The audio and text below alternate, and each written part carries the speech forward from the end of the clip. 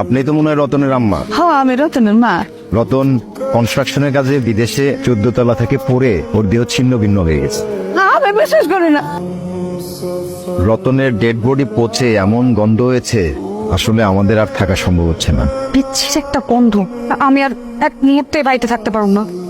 আমি আমার বাপের বাড়ি যেতেছি। আপনার ছেলে লাশের গন্ধ তো আমি এই বাড়িতে থাকতেই পারতেছি না। বাবা, তুমি এতটা সত্যবাদ।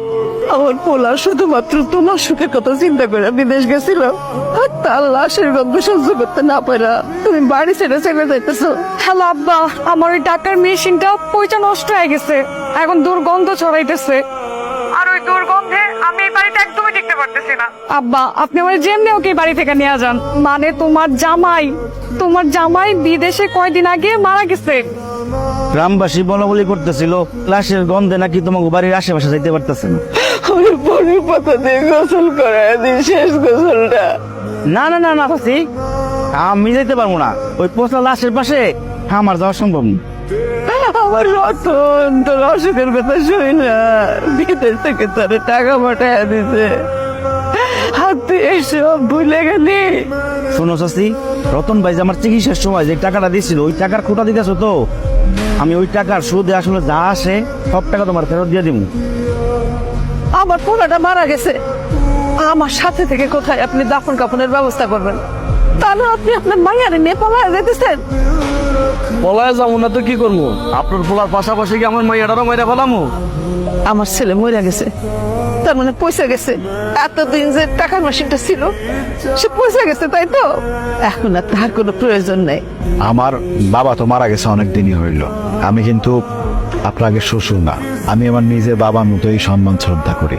সেই কথাগুলো আপনার মনে পড়ে বিয়াই সাহেব?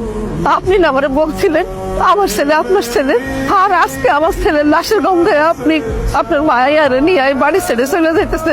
সেদিনের কথাগুলো আবেগে বইলা ফেলাইছে। যে মইরা গেছে সে পয়সা গেছে, তার সাথে সাথে আমগুলোর লগে সম্পর্কটাও শেষ হয়ে গেছে গা।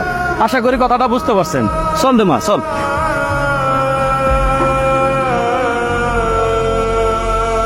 আসসালামু আলাইকুম। আপনি? আমি আপনাকে পাশের উপজেলার একটা মসজিদের ইমাম হুজুর। আপনাকে বাড়িতে কে মারা গেছে? আমার ছেলে মারা গেছে। আপনার ছেলেটা বিদেশ থাকে? আমার সেই ছেলেটাই মারা গেছে ইমাম সাহেব। ওর লাশের গন্ধে ওর বন্ধু বান্ধব আত্মীয় স্বজন গ্রামের মানুষ সবাই চলে গেছে, এমনকি তার বউ পর্যন্ত চলে গেছে। আমি তো কোনো পচা গন্ধ পাইতেছি না, আমি পাইতেছি সুগন্ধ। আর এরকম সুগন্ধ আমি আমার জীবনে কোনোদিন পাই নাই, বিশ্বাস করেন।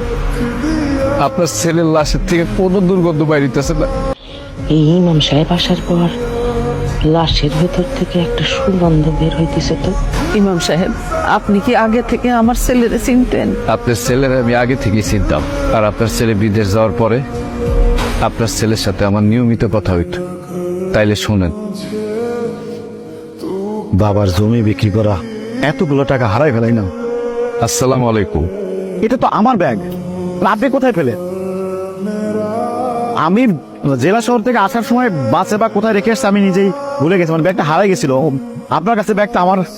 জি, এটা আপনারই ব্যাগ। তবে ব্যাগের ভিতরে যে পাসপোর্ট আর ভোটার আইডি কার্ড ছিল, জি, সেখান থেকে আপনার বাড়ির ঠিকানা নিয়ে তারপর আপনার বাড়ি খুঁজে বাইর করে চলে আসছি। আপনার টাকা আবার আপনি ফিরে পাইছেন। আপনার ছেলে বিদেশ যাওয়ার পরে আমার সাথে নিয়মিত যোগাযোগ রাখত, সবসময় আমার খোঁজ খবর নিত। একদিন আমি আমার ছেলে মেরে পেট পুরায় খাওয়াইতে পারতাম না। আপনার ছেলে কি করতো জানেন? প্রত্যেক মাসে মাসে আমার টাকা পাঠাইত। আমি নিতে চাইতাম না, কিন্তু আমার কইতো এটা আমার ভাতিজা আর ভাতিজির জন্য, আপনি না করতে পারবেন না। এখন আমি আমার ছেলে মেয়ে সংসার নিয়ে অনেক ভালো আছি। সে সব সময় ফোন করে আমার খোঁজ খবর নিত, আমার পরিবারের খোঁজ খবর নিত। কিন্তু হঠাৎ করে সে কয়েকদিন ধরে আমার ফোন দিতেছিল না। তখন আমি তার নাম্বারে ফোন দিলাম, দেখি মোবাইল বন্ধ।